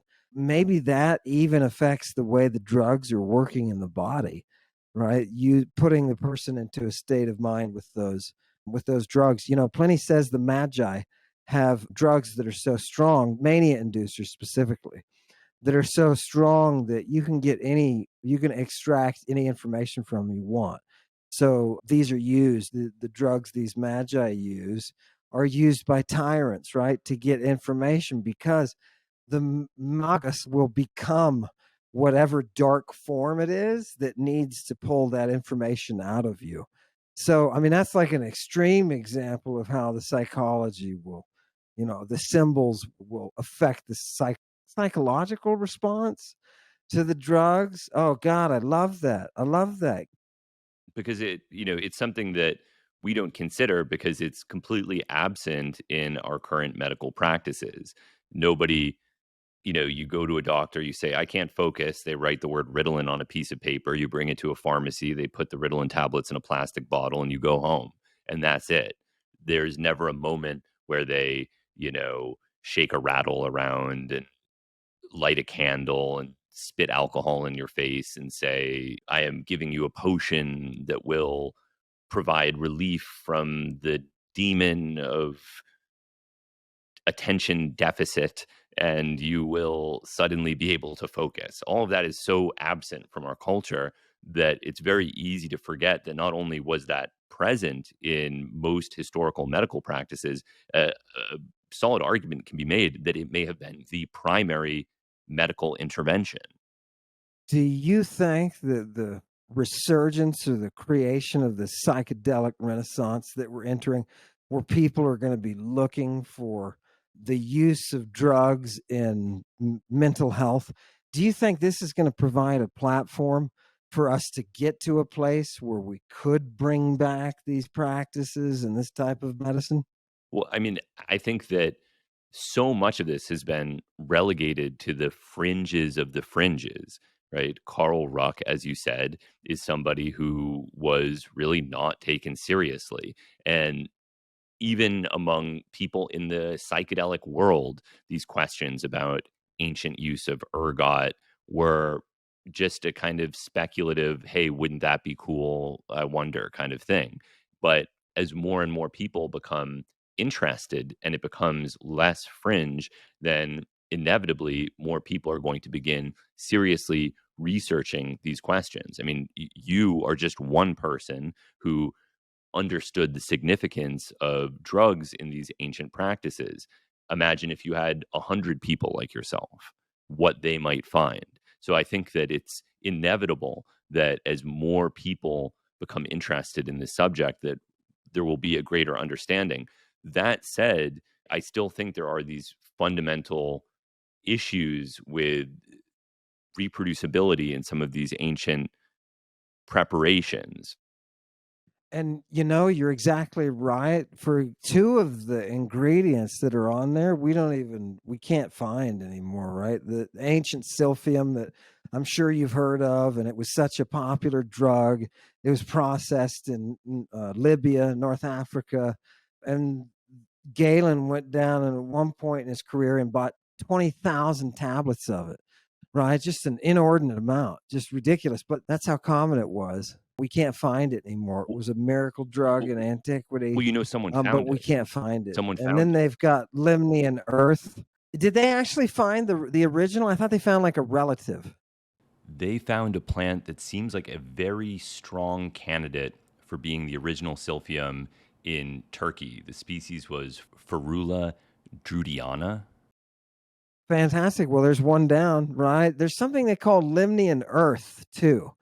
And Galen is big on Limnian Earth, especially he uses it in a breast cancer treatment. He actually opens the breast and puts the Limnian Earth in this kind of, he adds a couple other ingredients to it, and then he puts it against the tumor and closes up. And apparently that is, their treatment for breast cancer. When I first saw that, I was shocked, but they call it Limnian Earth. Huh.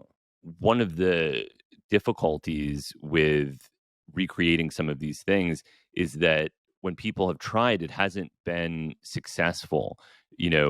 For all of the discussion of the psychoactive effects of ergot, I'm not aware of anyone that has convincingly made a preparation from ergot without, of course, using sophisticated organic chemistry techniques. I'm not aware of anybody that has made a preparation using processes that would have been available to people who participated in the Eleusinian mysteries that produces a visionary LSD type effect. And this makes me wonder, why do you think that is? And also, have you seen any evidence of mushroom use in antiquity?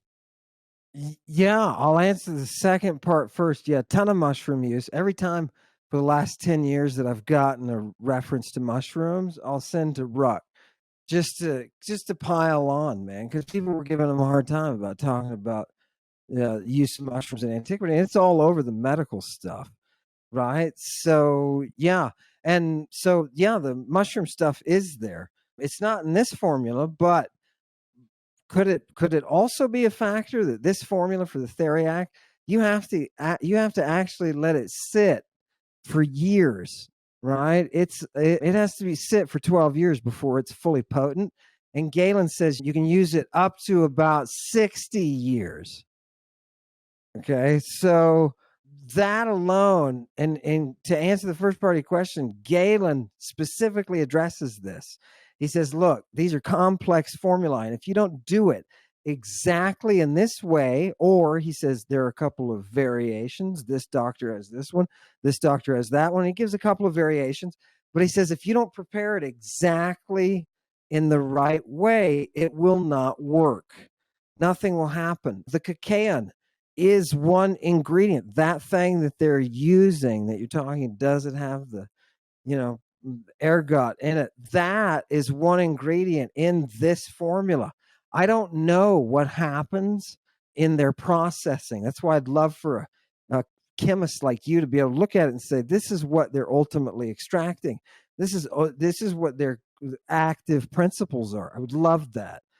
But the process of producing it, Galen says over and over again, these compound formulae, you cannot make them unless you follow very precise instructions. And it's so bad that Pliny makes fun of it, right? Makes fun of this drug preparation by saying, look, the measurements, he says, that they're using are so small, nobody could ever measure at that level. Which makes you think, wait a minute, if these doctors are coming out and they're saying, you're just using micro amounts of these drugs and there's 65 of them and it has to be added a certain way, it makes me think it's our inability to reproduce it, these formulae, not necessarily, well, nobody has yet come up with the cocaine that has that kick that throws you into a psychotropic, experience, right? We don't understand the chemistry yet of what they were doing, which is what to me is so beautiful. The more I read of these medical doctors from antiquity And Hamilton, there's so many of them that people haven't translated. Oribasius, Aetius of Amida, the Alexander of Tralles, right? There's a whole bunch. There's a guy called Philodemus. Nobody's translated this. And he writes an entire work just on the venomous drugs that are used, just on the ones that are derived from venomous creatures, Well, this seems like right? what Everything, the only the good stuff. It makes you wonder from the level of complexity that Galen is saying that it gets. And you can see that he talks about that partially in that work that I sent you.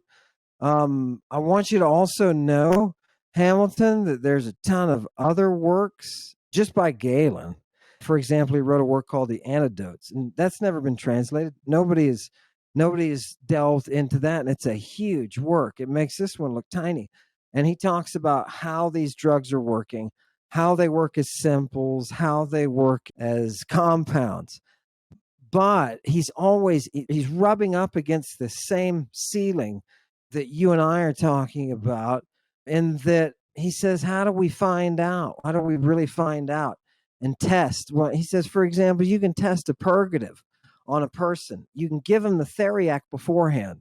And if it works when you give them the purgative, you can give them a black hellebore and that'll purge anyone, right? It'll give them diarrhea, terrible diarrhea, right? But if you administer the Theriac beforehand, the hellebore does not have that effect.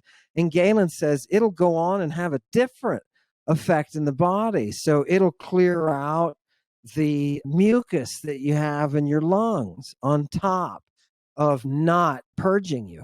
So he says it's these combinations really that are what's most important. That's the most advanced part of the science.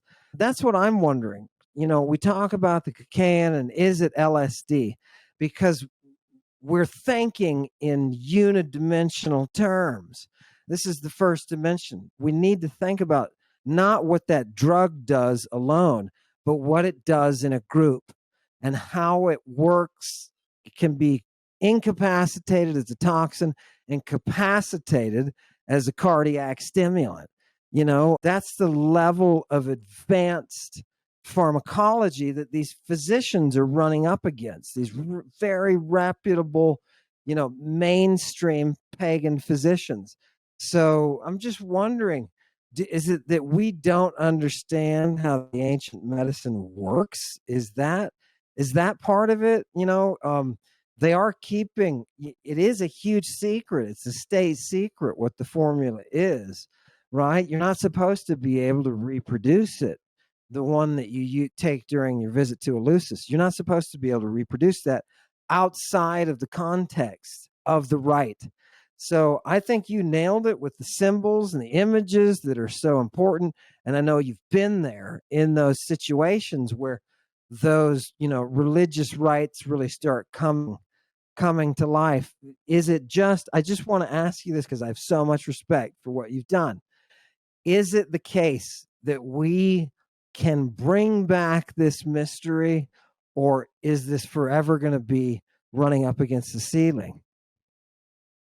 it just depends on so many different variables. I mean, the first step is doing the best that can be done to recreate these different potions and then seeing if in isolation the approximations of these potions produces an effect that is aligned with what has been reported historically. And if it hasn't, then the next step would be to consider what sorts of psychological contributions the religious or cultural context might have made. And then you get into other complicated and connected issues like placebo or nocebo effects. And it's really very complicated to recreate something. I don't think it's impossible. I think at the very least, it's possible to begin to understand what might have been the case. But if it is dependent on a complex interplay of cultural, historical, religious, symbolic effects that cannot exist in our culture, then maybe it could never be fully reproduced. which is, I guess, why bringing back Lady Babylon is so important. I mean, we talk about symbols, but Lady Babylon is an actual person who's actually doing something, right? They're anthropologically, they are producing a drug, and we are the recipients of this life-giving, cancer-curing, mind growing, and body maintaining drug. We should be able to that's why it was so why it's tied directly into the economy. You talk about in antiquity, you talk about the drugs driving the economy, right? The Phoenicians, what do you think they're trading? Right? They're trading that purple. Why is every culture called the purple? Well, they're the ones that are involved in the spread of that drug, which now And they're saying, oh, it's probably DMT. That's another one, right? The burning purple. You've heard about that one. no, tell me. So it's a mollusk. It's a little shelled guy on the bottom of the sea, and they're harvesting it in the Aegean. I'm familiar with Tyrian purple. Is this the same Yeah. substance? Yeah, it's the same creature. And they talk about this little slug in Dioscorides. And there's a couple of families they refer to, a couple of different Greek names, but the Porphyra is the one that they're using to produce this little dye that apparently it's quite hard to process and you have to be a specialist, right? And there's an economy behind it. It's so hard to process that it's extremely expensive, but that means, you can get a lot for the work that you put into it. So that's what they do. And this thing is spreading all over, right? The Phoenician traders, they're traders in the purple, right? Even the name Punic, even the name Pelasgian, they all mean purple. Why? Because that's driving the Bronze Age economy when these cultures are active. So does that have DMT in it? I don't know. Last thing I saw, somebody was looking for the DMT in the purple. Yeah, is if it is just one component of the entire Theriac, the entire beast that holds up the cup of Lady Babylon, then somebody's going to have to design that AI to figure this out. Because, like you say, we're never going to be able to bring back this mystery. If we just did it, Hamilton, if we just took that 7-year-old and we subjected her to the same chemicals that they did in antiquity to produce that divine being, right? That divine Medusa. If we could do that, we could have those prophecies back. We'd be able. Let me ask you this, Hamilton. You've given me a ton of your time, and I really appreciate it. But I want to know, because I see the value of where you are and what you've done. I want to know, is there anything to the whole idea that these drugs are there to bring out the understanding of the future? Is that what do you do with that as a chemist, as somebody who has this anthropology that you've been working on?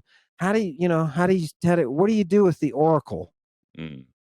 Yeah, I mean, I don't believe that there is evidence that anything pharmacological or otherwise is capable of allowing people to reliably predict the future.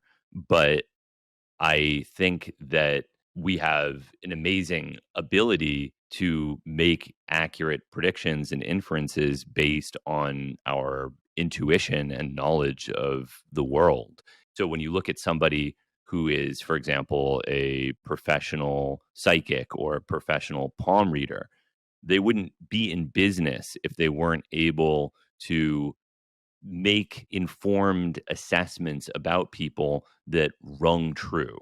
And a lot of that comes from our ability to make these sorts of predictions about what will happen to people based on what we know. And I think that psychedelics, although I don't believe that they could allow anyone to truly predict the future in the way that, you could predict the lottery the next day or something like that. I think what they can do is provide an ability to have insight and self-reflection and maybe an increased appreciation and shifted perspective on the world that might allow people to better interpret their surroundings and make accurate predictions based on that insight. So not a foretelling of the future in a supernatural sense, but in a sense that could exist in a materialist framework through a increased appreciation of the world and a sort of careful consideration of trends that surround us. I heard it. Brilliant, brilliant answer. Brilliant answer. What if the type of future telling that they're doing is not what you just described, though? For example, Medea does this from the island of Thera, and she says in 17 generations, the descendant of this guy will end up founding a colony in North Africa. And so 17 generations later, Pindar is reporting us, 17 generations later, however many it is, 19, he ends up there at the oracle. And the oracle says, look, there is an oracle here for you from the past. And it tells you to go found a colony in North Africa. So the guy does.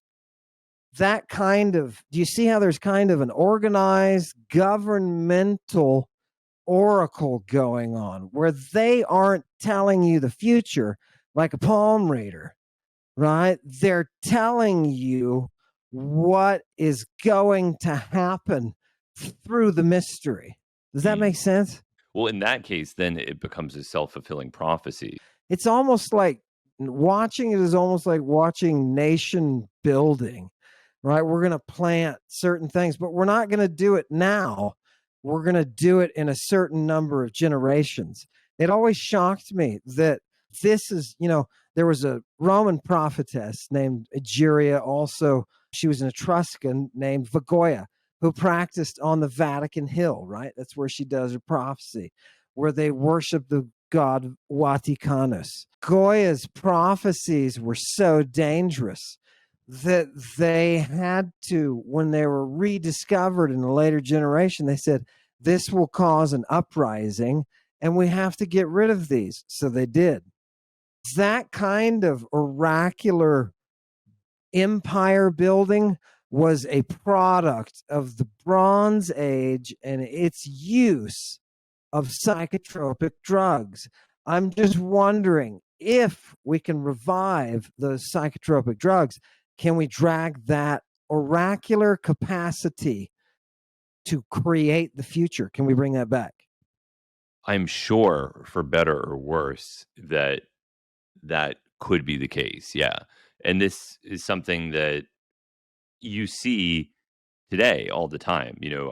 I'm sure both of us get a lot of emails from weirdos who are high and having some kind of a episode, and there have been several times where somebody contacts me and they say, I took mushrooms and I realized that my girlfriend is pregnant with the second coming of Christ. And really, the defining difference here is not whether or not people are having these sorts of predictions. It's really the social status of the person who is having the predictions. So if a guy who's working at a golf course in Florida predicts that his pregnant girlfriend is going to give birth to the second coming of Christ, no one cares, and that will be dismissed as psychosis. But if these same sorts of experiences are integrated into elite levels of society, then the interpretation of these predictions can be very different. So maybe there's a little resistance to, Eleusis, for example. I know people have been talking for a while about how do you bring back Eleusis and that experience. If you did, you would affect the international community because you can use those powers of the mystery to direct society into a single tower, right? A single group that talks to itself. And were they doing this in antiquity? Yes. And they were doing it between cultures that couldn't understand what was going on, right? So it makes me wonder at what level can you give your population's health through a practice that we would say now is, you just can't do it. It's illegal to do things like that. Yeah. Yeah, it just really depends. And I think that as more and more people use psychoactive drugs, it's going to be interesting to see what sorts of cultural changes take place. I think that it's going to inevitably result in a shift toward new religious practices of one kind or another. We've already seen this with underground ayahuasca communities, which have become increasingly prominent in the United States. So, what happens when mushrooms are legalized? What happens when people are receiving a pharmaceutical psilocybin treatment for depression? And not only is their depression treated, but they have a religious experience and want to dedicate their lives to pursuing the sorts of epiphanies that they had in the context of a pharmaceutical treatment. Inevitably, all of these things will have an effect on our culture. Yeah, it's real power. I mean, if there's one thing I noticed from your work and you going to these communities, you're digging into roots of people and civilizations that we've covered up and we don't want to be able to intrude into. And you do that. And I have tremendous respect. I want to thank you for talking with me today. Thank And you. I would ask you, is there anything is there anything that you want to ask me that I can give you access to from these medical sources? Is there if there's anything that you need, this knowledge has to get out there. It's a hidden, ignored. It's not hidden because it's weird or special. It's hidden because it's just ignored. Is there a way? Let me just ask you that. Is there a way, Hamilton, to bring back this knowledge? Yes, yeah. Send me the translation. Send me your best summary of the most important recipes and their preparation, and I will attach it to this podcast so that people can read it. I think that's the best thing. And then, you mentioned AI a couple of times. I'm excited for AI to help with the translation of these texts that have yet to be translated. I mean, I don't know if you've been involved with the Herculaneum papyri, but is there any kind of medical text that has been discovered there? You know what's funny is they found the purple right off. That was the first word they found is the porphyra, right? And because they suspect this is a Julian library belonging to that family, it's definitely, I can just tell you, not what they've discovered yet, but what their language program that it's able to read these texts, and it doesn't translate them, right? That's now up to the translators. Boy, steal me a copy of those and I'll get going for you. But I can tell you this, Hamilton, what they will find. I will tell you the future. They will find in there pharmacological treatises that are used in the performance of cult. It's all over the imperial family, and you'll begin to see kind of the power that is the sacred name of Rome that none of us can say, right? That's in that Julian library. I know it is because they found it with Nero, right? So that's what I'm looking forward to. And they're supposed to be done with that thing 90% by the end of March. So if they open up those texts to the general population, oh my God, I'm telling you. Oh, and there will also be in their lost works. People don't realize what it is to find 800 scrolls, right? This is a find like none else in classics. This will change, as one philologist said, this will change the way that we look at the ancient world. It's a huge discovery. And am I looking for those pharmacological treatises to come out? Definitely. Definitely. The one they released was just an ethical treatise. Oh, it's okay. Right? We got 800 that we're working on. And I can guarantee you, Hamilton, we're going to have medico pharmacological religious texts. I'm excited for it. I'm excited for it. And when they come about, I really hope we can speak again about this because I find all of the work that you do totally fascinating. And it was amazing talking to you. Thank you so much. Oh, maybe one final thing. Do you have any thoughts on the immortality key and Brian Marascu? Is that a work that you have any opinions on? Yeah, yeah. Brian was sent to me by Carl Ruck. And Brian, I had a couple of interviews with him just on the phone, but we covered a big swath of material from the medical side. And before that thing came out, he wrote to me and he said, "Are you sure that we can say X, Y, and Z about Galen, et cetera, et cetera?" And yep, yep. I said, "Don't worry, all the sources are there." And then it came out, and I think it is an interesting vindication of work of people like Carl Ruck. I think it really does vindicate his work in this area, just pushing into this area, just vindicates, justifies the existence of the value of studying this material. But I think the book fell short, and I think it needs. I tried to tell Brian, I said, "Hey, I would love if," he said, "Would you, I'm going to mention you on Rogan. Do you mind?" I said, "I would, that's fine, but I will only if you can mention the use of the venoms in the religious rituals that involve people like Jesus Christ, right? If you can bring that out, because that's the real big find, right? We can now read this Bible from its original perspective. And when you take the drugs out of it, it loses its meaning. There's no reason that Jesus should be there with 12 young boys unless he is performing the mystery.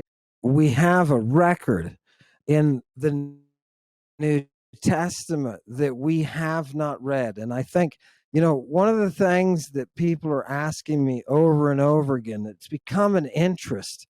And I didn't think this would, but people are now looking at the Old Testament, that we call it, which was written not back, in the Bronze Age. It was written in the 3rd century.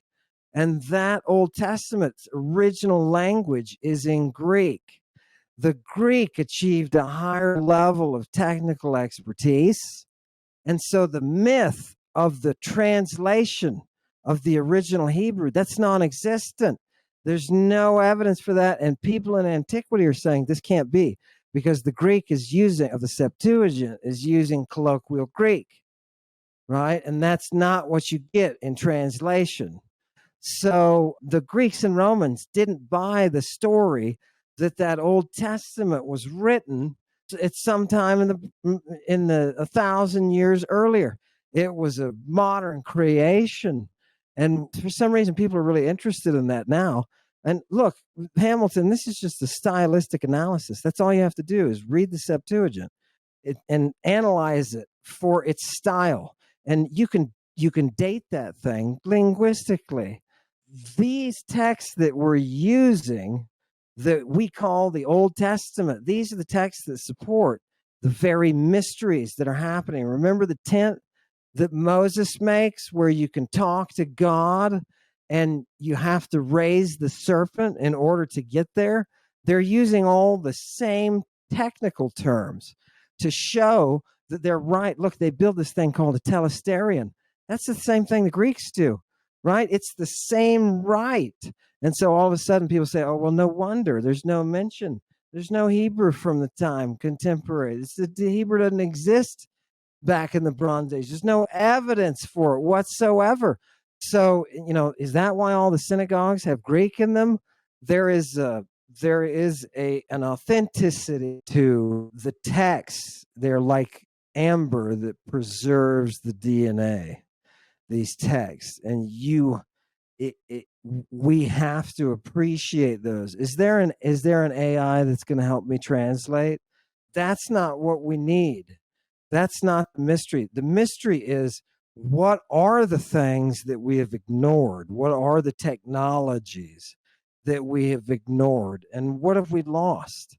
And that's what makes me sad, is I just want to call the Cancer Institute and say, "Hey, they claim to have cancer treatments in the ancient world, right? Okay, where can we make this stuff modern?" That's really my desire, is to bring these texts forward. And that's all I do, Hamilton, is text all the time. Everything that I've talked to you about, I can bring you a text and I can show it to you. And people always, they listen to me and they say, what you're saying is fantastic and I can't believe it. And they inevitably come back to me with the sources and say, oh, look, it's actually here. And yeah, that's the wonder of it. Our society needs to recalculate its classical origins and say, hey, we need to go back to these beginnings, these things that gave us. By the way, the cults that are working, they're producing things like democracy. These purgations, these Dionysiac festivals, they're resulting in democracy. So, I don't know. I feel like maybe we should go back in that direction. Yes. Okay. Two more quick questions because I think you're the person to ask about this. Do you have any thoughts on the etymology of ammonia and the temple of Jupiter Ammon and what that means? Yeah, you see the Sol ammoniacum all the time, right? And that Sol is just like a salt, it's just their word for salt. And Galen, for example, talks about the salts of the viper, which, by the way, you're not supposed to huff because they'll kill you unless you've had the Theriac. Yeah, it's used in Libya and it's always associated with that temple, not only with the healing, but with that temple. Yeah, it's popular and you see it all over and it's used. And they call it ammoniacum. And I checked it once. You can find the chemistry. It's just basic. I forget what it is. Sodium something or other. Ammonium But chloride. yeah, it's used all over. There you And, go. Ammonium chloride. There you go. and for people that want to learn more about your work, there's going to be a lot of people listening to this who are going to be very interested. Where can they find your work? I'll provide a link to the Chemical Muse. Are there other things that you'd like to draw attention to for any listeners? Yeah, I've been working a series on YouTube called Lady Babylon and 666. And all I do is every episode, I just bring up these ancient texts so that people don't have to believe me when I say marvelous things like Jesus was arrested with a naked boy. We actually go back and look at the text. And, recently we were looking at some of the ones that have to do with extraction of baby juices for the use in sacred formulae. It's that kind of stuff that all I do is I call up these texts and I force you to look at that ghost and to hear that voice of that ghost. And sometimes it's famous ones. A lot of people don't realize all the drugs that are in the famous works that we have, like Homer, right? There's a ton of drugs in Homer, and there's beautiful depictions of Bronze Age women castrating men, drugging them, and turning them into right? I mean, just gorgeous stuff like that people don't appreciate. You can't listen to Homer without being stoned, right? Helen is the one who brings that drug that we all drink that puts us in that place that the songs of Homer can penetrate. It's gorgeous. I love it. They show it in antiquity. And that's the kind of stuff that I talk about on Lady Babylon. And I don't do it for money. I'm not monetized.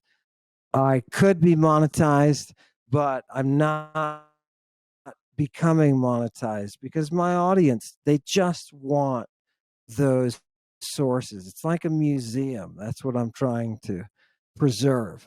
And that's, yeah, Lady Babylon 666. You're welcome to go out and get Chemical Muse, but it'll cost you a lot because it's out of print.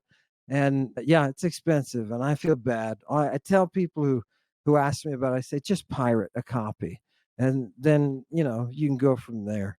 Chemical Muse. Yeah. They told me at Brown, they said, people won't catch up. It'll take them 10 years. And I think people are just starting to catch up. So when we find the more and more archaeology, Hamilton, you're going to run into this. As soon as we find the archaeology that comes out that shows us these drugs in action, which it's already started to do, don't call me up and be surprised, right? Because that was what society was doing, and we're just getting good enough to scientifically to be able to pinpoint that stuff. So yeah, we've got a brilliant future with our history coming up here.